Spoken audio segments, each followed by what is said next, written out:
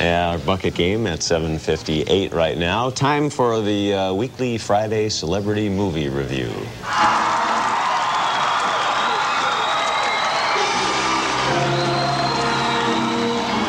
And this morning, we're going to discuss the big Shadow movie with Alec Baldwin and Penelope Ann Miller with the man who really sort of owns the franchise on old-time radio, Chuck Schaden. Hello, Chuck. Good morning.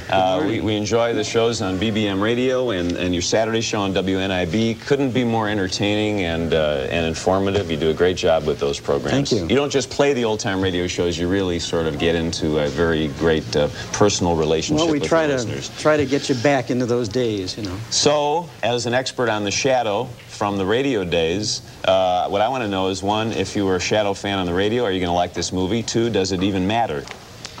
Well, if you're a Shadow fan from the radio days, you're not going to like the movie. Ah. Why? Because it has no resemblance whatsoever. Well, a few little things, but really it isn't a filmization of the radio show. And here's, of course, the famous radio Shadow. Okay. Who knows what evil lurks in the hearts of men? Yeah.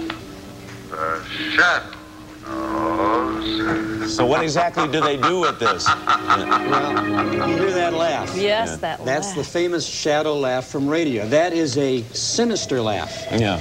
The laugh that we hear in the movie is a maniacal laugh.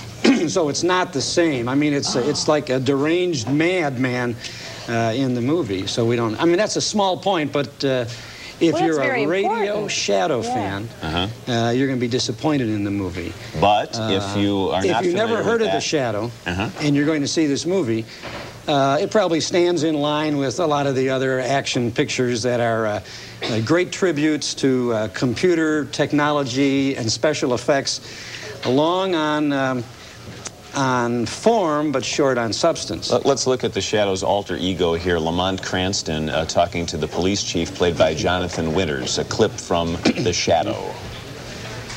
It's reported that damn Shadow character again. But you said he was only a rumor. This time tomorrow, I'll put a task force on him.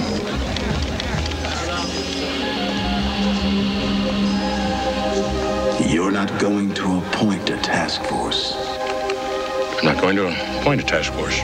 There is no Shadow. No, there is no Shadow. If there were, I'd be Eleanor Roosevelt. I'm going to go see that movie.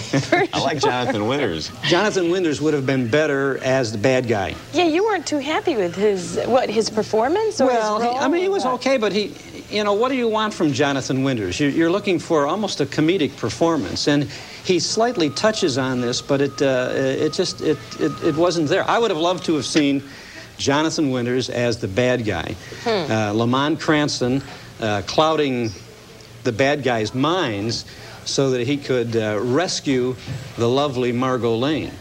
And Margot Lane really wasn't in any kind of a danger here. And in the old radio shows, in the radio days, Lamont Cranston and Margot Lane would have been in white tie and tails and an evening gown, and they've been going to a performance of the opera.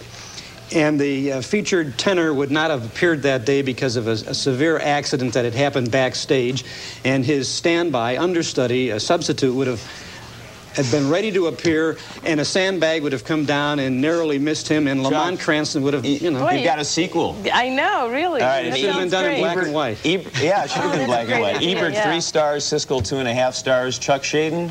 A cloud and a half. What?